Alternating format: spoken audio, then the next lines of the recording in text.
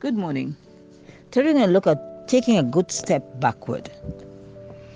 In Matthew chapter 14, verse 13 to 21, we saw where Jesus fed more than 5,000 people. After he would have done that, he sent the disciple on a ship on the other side while he went to pray. A storm ensued. The disciples were afraid. They were not even aware that it was Jesus who was walking on the sea. But Jesus, being who he is, comforted them by saying, "Be not afraid, it is I."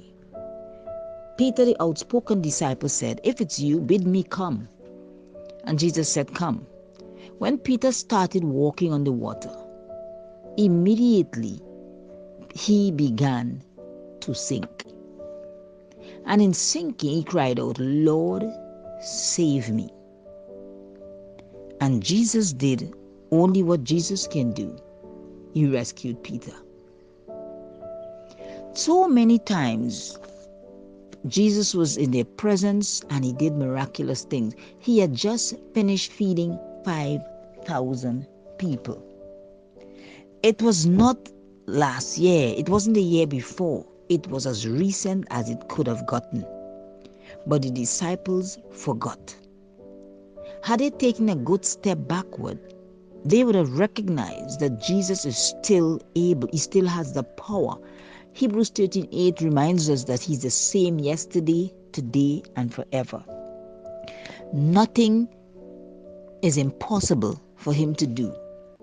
But the disciples didn't remember that when trouble came. When the storm of life hits us, too many times we are just like the disciples. We cry out in fear, wondering, "Where are you, God? Why? Why?" Forgetting the way God would have led us in times past, more so in our recent past. Examine your own life. Think about the things that you would have gone through, things that seemed at the time extremely overwhelming. It seemed nigh impossible for any breakthrough to come, but yet Jesus stood out and stood up and rescued you and rescued me.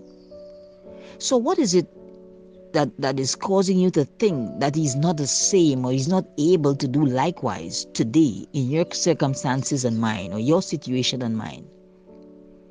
Let us not be like the disciples, fearful, but let us trust, because Jesus is right at hand to comfort. He's right at hand to guide. When they cried out in fear, Jesus was right there to comfort, because as a matter of fact, it was him who was there that they were fearful of, saying it is a spirit. But it was Jesus. Is Jesus right in our midst, amid our trials, amid our stresses, amid our situations, and we are still saying, "Where is Jesus?"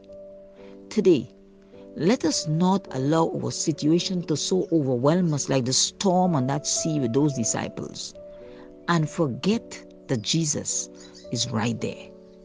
Take a good step backward. Thank him for the times he brought you through whatever that storm was. Thank him today for the way he's going to deliver you and I from the storm that is right now. The billows are rolling all around. The waves seems as though they're going to drown us. But Jesus is saying, "Be of good cheer. It is I." And I want to just flip that a little bit. Sometimes when the storms come, we are telling ourselves that this is from the devil. Are we aware that Jesus allows storms to come in our lives? He allows the storm so that we can be perfected in character. He allows the storm so we can be humble. He allows the storm so that we can trust him. He allows the storms so that we can recognize that there's nothing that we can do within ourselves, but only through him. So let's depend on him. Let us trust him. Whatever storm has come, he would have allowed. Can you recall the story of Job? Satan went to God to bring all those trials upon Job, and God granted him permission. The storms that you and I are facing today, they were granted permission by God himself. He knows exactly what you and I can handle. He says he will not give us more than we can handle, even though sometimes we think within ourselves, "This is too much for me."